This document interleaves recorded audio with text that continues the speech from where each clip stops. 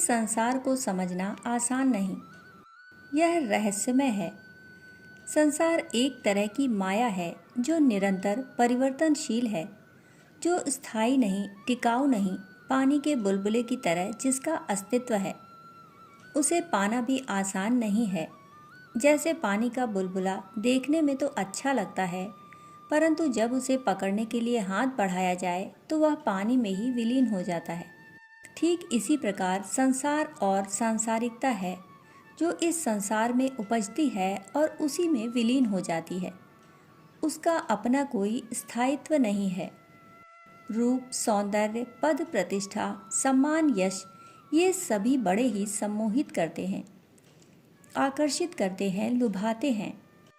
परंतु ये सब सांसारिक माया के रूप हैं, जो कदम कदम पर व्यक्ति को भ्रमित करते हैं, उसकी परीक्षा लेते हैं और उसके मार्ग को अवरुद्ध कर देते हैं।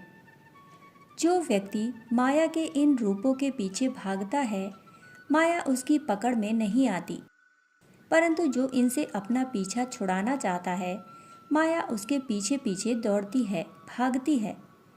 राजकुमार सिद्धार्थ ने जब इस संसार की सांसारिकता को समझा तो वे बुद्ध हो गए और संसार की असारता का उपदेश लोगों को दिया। जिस रूप, सौंदर्य, स्वास्थ्य, सम्मान, सुख, ऐश्वर्य को प्राप्त करने के लिए लोगों ने न जाने कितने उपाय किए, वे सब प्रयास ही व्यर्थ हैं। इनका कोई स्थायी अस्तित्व नहीं जो व्यक्ति को स्थायी तौर से संतुष्ट कर सके। यदि सार तत्व है तो परमात्मा में, ईश्वर की भक्ति में, तप में और सेवा में। इस संसार में रहकर व्यक्ति जीवन के अनेक अनुभवों को इकट्ठा करता है, बहुत कुछ सीखता है, और यदि नहीं सीखना चाहता तो यह संसार उसे सिखा देता है। संसार एक तरफ लोभ दिखाता है और दूसरी तरफ भय।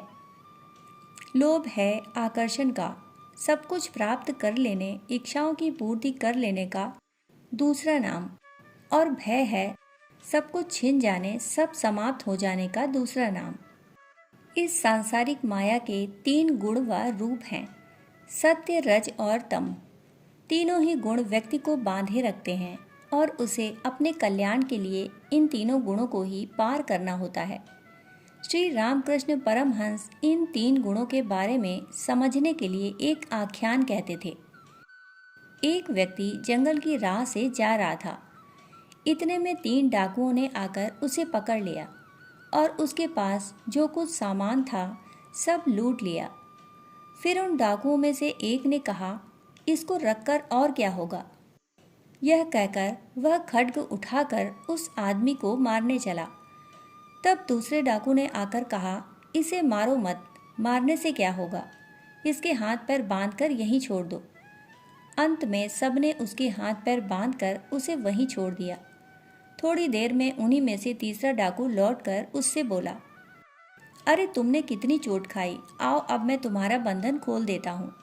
डाकू ने तत्काल उस आदमी का बंधन खोलकर कहा, मेरे साथ आओ, मैं तुम्हें रास्ता दिखाता हूँ।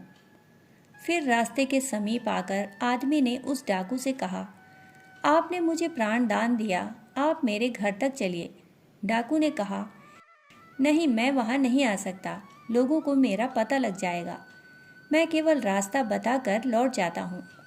स्वामी रामकृष्ण परमहंस कहा करते थे कि पहले डाकू को तमोगुण समझो, जिसने आदमी को मार डालने की चेष्टा की। दूसरे डाकू को रजोगुण जानो, जिसने आदमी को बंधन में डाल दिया। और तीसरे डाकू को सत्वगुण समझो, जिसने आदमी के बंधन खोल दिए और उसका मार्गदर्शन कर उसे उसके घर का रास्ता दिखाया। परंतु तीनों में से कोई भी नहीं, और यहाँ तक कि सत्वगुण भी उस आदमी के घर तक नहीं पहुँच सके। अर्थात परमेश्वर त्रिगुणातीत है, उस तक पहुँचने के लिए इन तीनों गुणों को ही पार करना पड़ता है।